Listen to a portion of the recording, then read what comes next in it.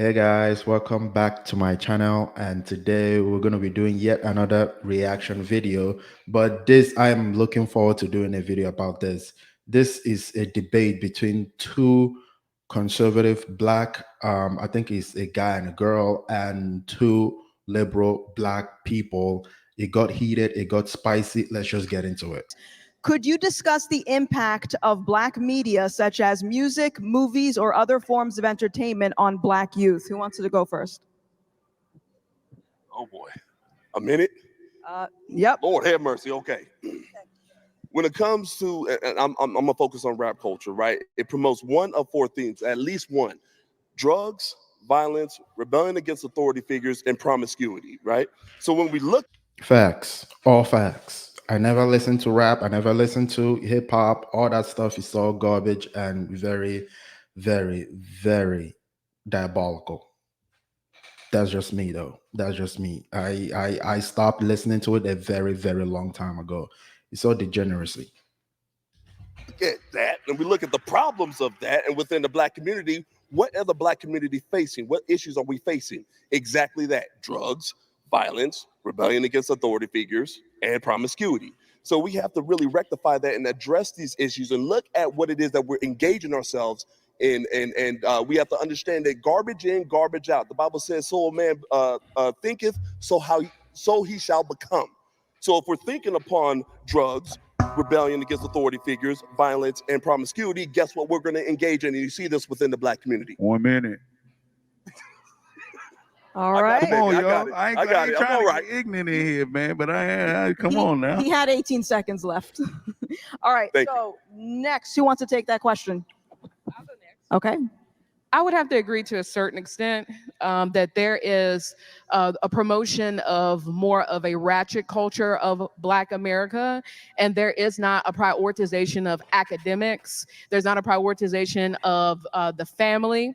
There's not really a prioritization of some of the other elements of the Black community that are vastly underrepresented in the media. So I won't say that I don't agree with you to a certain extent. I believe that we get one side or sliver of the Black community served up to us, and we don't really get anything else in terms of representation for the Black community in media. All right. Thank you so much. Who wants to go next? I would say that since we're talking about music, we have been effective in not challenging our children and challenging our artists to actually put out music that actually encourages and that actually is art. We don't really care if somebody can sing anymore as long as the tune is catchy. So we've essentially cheapened what used to be something that people didn't play about. One thing I talk about with country music all the time is that if you can't play an instrument and you can't sing acoustically, you are not gonna make it in country music. I don't care who you are, I don't care where you come from. If you can't play an instrument and you can't sing without anything behind you, they're not going to take you seriously. And we used to have this stance that like anybody couldn't just come into hip hop. You had to be a lyricist. And now we're putting in celebrating mumble rap. And when these kids can't read, we're celebrating the very thing that oppresses them. Thank you. All right. See, Grammy? Yeah. When it comes to Black media, what was the question again? Yeah, so the question was, could you discuss the impact of Black media, such as music, movies, and how does it have For on sure. Black When youth? we think about movies, music, stuff like that is distributed by big corporations. The stuff that goes out to the masses, Black people own less than 1% of major media companies. We're talking about radio stations, cable TV, digital streaming platforms. We're talking about how people get the content. The people who are promoting the stuff that y'all are talking about are rich, white, old executives. Your mother. All right, thank you so much. Okay, next question is going to be a fun one. Can Black people be racist? Oh, God. We would like to hear your thoughts on this matter. I don't think I need to do a 1-minute timer. Before when I came to this country, which was a long, long time ago, I I'm black, so of course I'm gonna be around other black people. I'm gonna be around African Americans, a lot of African American. I went to an HBCU. I didn't even know it was called an HBCU. I didn't know what that meant. It was just one of the schools that was in the area that I could go to. One of the schools that I applied to. It was just part of the. I think I applied to 5 colleges, 5 universities. I got into that one. So I'm around all these black people, and white people are racist, white people are evil, white people are diabolical, the usual, the typical thing a black person would think about a white person. But one of the most racist people that I've ever seen are the people that share my complexion. They would say the most egregious, the most racist, the most, I mean, talk about black supremacist. Black supremacist is actually a thing. People will sleep on it, but it's actually a thing. One of the most racist people I've ever been around are people that share my complexion. I'm not even being hyperbolic about that. They've said things that I can't even repeat on YouTube. My channel will be shut down. But could you imagine if a white person says the same thing? He'll probably be in jail. But anyway, let's keep going.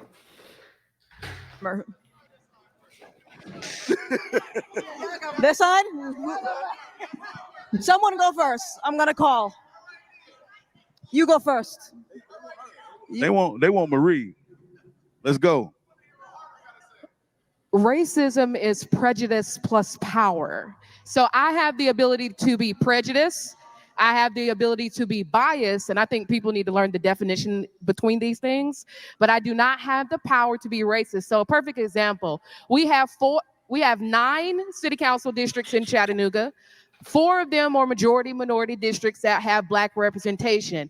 In order for us to get anything done in our community, we have to have 1 white person to agree with us. When we move up to the county level, we only have 1 African American on the school board, 2 African Americans at the county level, and 1 African American at the state legislature. We have not had fair representation in terms of black people at a significant level since the Civil War and Reconstruction. So no, we don't have the ability to be racist because there's nothing I can do to white people that they will ever allow me to do to them in which they have ever done to me. This is what my house looks like, and I haven't cleaned in 3 months. That's because I have someone come and do it for me twice a month through Home Aglow. Okay. Putting them on a plantation. We can't put white people on no plantation, baby. Okay. If I could. Let's take it to this side. Who wants to go? Okay, so the newfangled idea of racism is power plus prejudice equals racism, which comes from Kimberly Crenshaw, critical race theory, which comes from critical theory, which comes from conflict theory, which comes from Marxist theory, which is Marxism, Karl Marx, all that sort of thing. So when it comes to this idea, we have to say, because the original idea of racism is denigrating people based on the color of their skin or thinking you're better than someone based on the color of yours, but we're trying to redefine things to suit our Marxist ideology. So when it comes to this idea of racism, right, we're saying power plus prejudice equals racism, right? That's what we're saying. And since black people don't have the power in America, therefore we cannot be racist. But isn't that the very essence of power, to say we can't be guilty of something that everybody can be guilty of? Isn't that the very essence of what power is? Because racism is a mentality. It has no skin color. So the very fact that we say that we can't be guilty of what the same thing that white people can do. If a white person does something, if the white person says the N-word, they get canceled, they're done, they lose their job, all that sort of thing. But when it comes to a black person, we can say it ad nauseum and we're praised and lauded and applauded for it. So that's a very, we have a cultural power. We have every. Come on, moderator. 1 minute, moderator. My bad. Okay, my bad. 1 minute. My bad. Would you like to take this? So, I mean, y'all was hooping and hollering, right? Everybody has the ability to be a bigot and to be prejudiced. Do African Americans, black Americans, have the power to control systems like white Americans did to black people? Or law, or policies? No.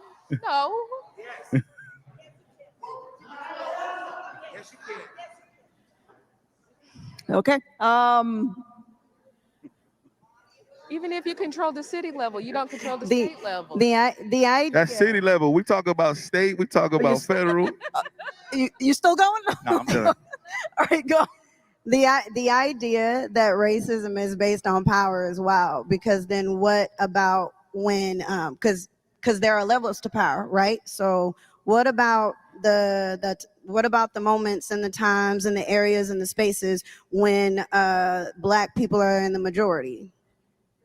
Because if we're talking about Black people can't be racist, but then when Black people have the power is when Black people have the numbers, but in that moment they choose to use that power and their numbers towards racism, but then try to say that Black people can't be racist. So that's like saying Black people never have power. So we're going to then say Black people can't be racist because Black people never have no power. The way I will never subscribe to ever saying that I don't have no power unless white people give it to me. That's crazy. So yes, Black people absolutely can be racist and are racist on a daily basis when they feel like it. All right. Thank you so much for that answer. We're going to keep it moving. We got about 13 minutes left. So the next question. They're really cooking the liberals, man. I mean, even liberals, they don't really have an argument. Like, oh God, like I can't even believe, like, when you get into an argument with a liberal, nothing they say make any sense. Nothing they say make any sense. The foundation, the root core of any of their belief system, their ideology, it's not rooted in logic, and that's why they have memes made of them. They have like, they have all these clips of them, these short clips of them getting owned, getting destroyed, because nothing they say makes any sense. Nothing they say is rooted in logic. It's all emotion, feeling, how I feel. That is why it's nauseating having a debate with these people, and you can easily win an argument with a liberal because nothing they say actually the root cause of it, like the foundation of any of their arguments is not rooted in logic. And that's why they always get owned. They always get destroyed in any debate, in any argument. They can't. You're telling me that Black people can be racist? Really? Really? Really? Question.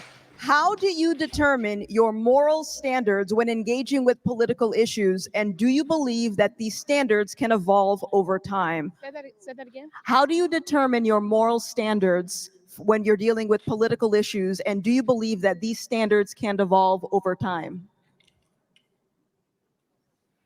Would anyone like to take it on this side? This side? Let's start with you guys. You want that side? Okay. Let's start with Stephen. Real quick. The BIBLE, right? Basic instructions before leaving Earth. That's the moral standard of our country, as a matter of fact, right? Even our country itself, right? Let me give you 4 quotes real quick.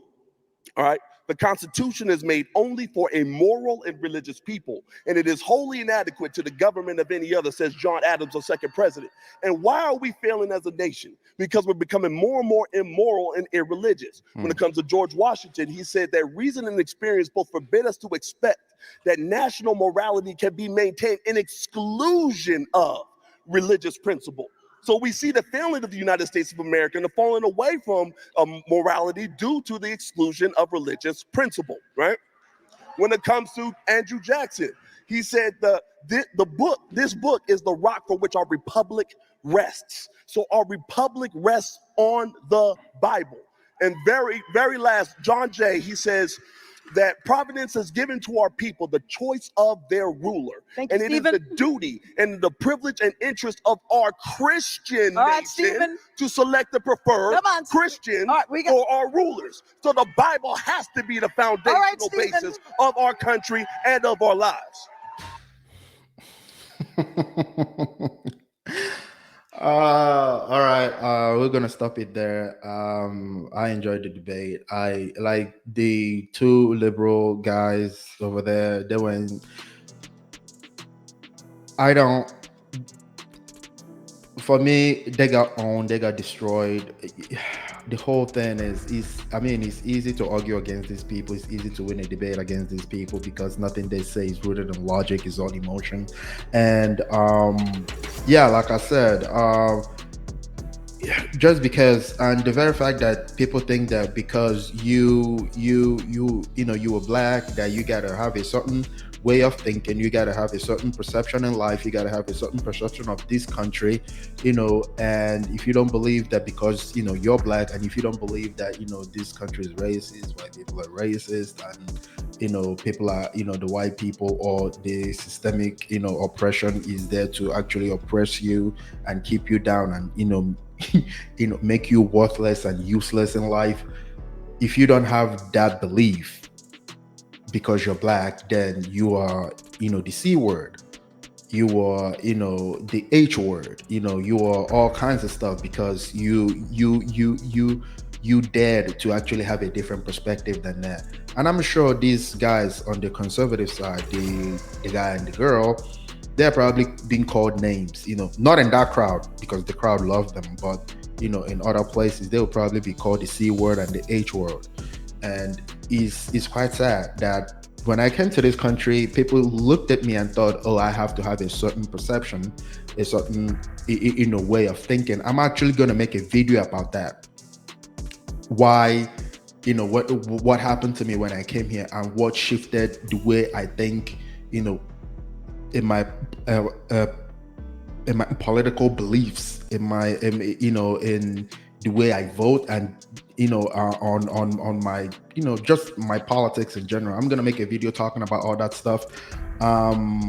Yeah. So anyway, if you enjoyed the video, please hit the like button, hit the share button, leave your comment down below. I'll always love to read them, and if you may, please subscribe.